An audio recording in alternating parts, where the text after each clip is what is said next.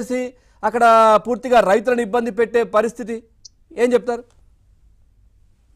Sir Pawan గారు, మీకు అలాగే ప్యానెల్ లో ఉన్నటువంటి సోదరులందరికీ నమస్కారం అండి. అలాగే ఏబిఎన్ వీక్షకులకు కూడా నమస్కారం.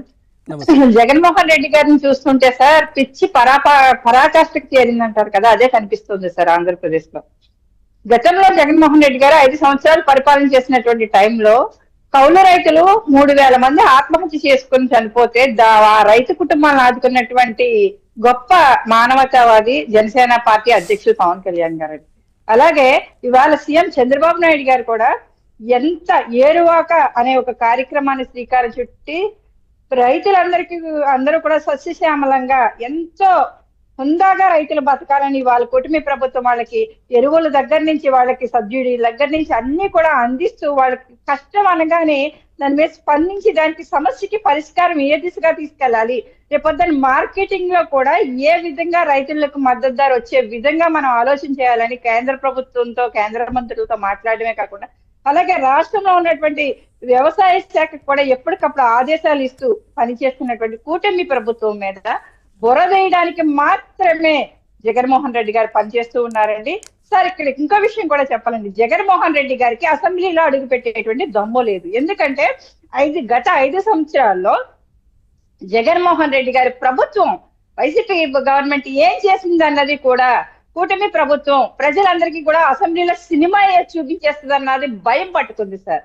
తీసుకెళ్లి ప్రతి చోట కూడా హంగామా చేయడం, మిర్చి యార్డుకెళ్ళడం, ఇంకా ఇలాంటి వ్యక్తులకి సార్ నిజంగా ప్రభుత్వం అడ్డుకోలేకపోతుంది, వీళ్ళని ఇంత విధంగా విచ్చలవిడిగా వదిలేస్తుంది అనుకోవడానికి కూడా నిజంగా ప్రజల్లో కూడా జగన్మోహన్ రెడ్డి గారు బయటకు వస్తున్నారంటే రైతులకి ఒక రకంగా రైతులు కూడా అక్కడ ఎదురు తిరిగినటువంటి పరిస్థితి జగన్మోహన్ రెడ్డి గారి మీద. ఎందుకంటే గతంలో కూడా చూసాం సార్, జగన్మోహన్ రెడ్డి గారు వస్తే అక్కడ ఒక విధ్వంసం జరుగుతుంది. మిర్చి యార్డ్ లాంటి ప్రదేశంలో నిజంగా ఏమి జరగలేదు, కానీ 144 సెక్షన్ అమల్లో ఉంది, ఎమ్మెల్సీ ఎన్నికల కోడ్ అమల్లో ఉంది. అంటే వీళ్ళు పోలీస్ వ్యవస్థని ఎక్కడ గౌరవించరు. నిజంగా మనం మాట్లాడకూడదు, ఒక మాజీ సీఎం హోదాలో ఒక ఎమ్మెల్యే హోదాలో ఉండి జగన్మోహన్ రెడ్డి గారు ఒక పోలీసు వ్యవస్థని కూడా బట్టలో తీసి నిలబెడతాను అని మాట్లాడడం అనేది చాలా అసహ్యకరమైనటువంటి పదం అండి. ఇంకా వేరొక వ్యక్తి ఎవరైనా బయట వాళ్ళు మాట్లాడితే శుభ్రంగా 3rd డిగ్రీ ఇచ్చుకొని కొట్టుకుని తీసుకుని వెళ్ళి జైల్లో పడేస్తారు. అలాంటి మాటలు జగన్మోహన్ రెడ్డి గారు మాట్లాడడం అంటే మళ్ళీ అరెస్ట్ అవ్వడం, మళ్ళీ సింపతి జనంలో సంపాదించాలని జగన్మోహన్ రెడ్డి గారు ప్రయత్నం చేస్తున్నారా? అదొకటి సార్. ఇంకోటి 144 సెక్షన్ అమల్లో ఉండగా మిర్చి యార్డ్ లాంటి ప్రదేశంలోకి వెళ్ళినప్పుడు అగ్ని ప్రమాదాలు కూడా జరిగేటువంటి అవకాశం ఉంది.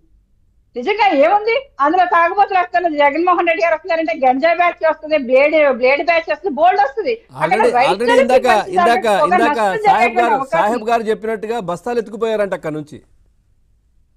సార్ బస్తాలు 14 బస్తాలైనా మిర్చి బస్తాలు ఎత్తుకుపోయారని చెప్తున్నారు సార్. నిజంగా వీళ్ళు ఏ నిప్పని అంటిస్తే నిజంగా రైతులను కాపాడుకోలేము సార్. ఇలాంటి వ్యక్తులకు అసలు పర్మిషన్ కాదు, తీసుకెళ్లి జైల్లో పడేసినటువంటి వ్యక్తి, జైల్లో ఉండాల్సినటువంటి క్రిమినల్స్ బయట తిరిగితే ప్రజలు ఎలాగ మ్యాండేటరీ ఇచ్చారు, ప్రజలు ఎలాగ నమ్మలేదు జగన్మోహన్ రెడ్డి గారిని.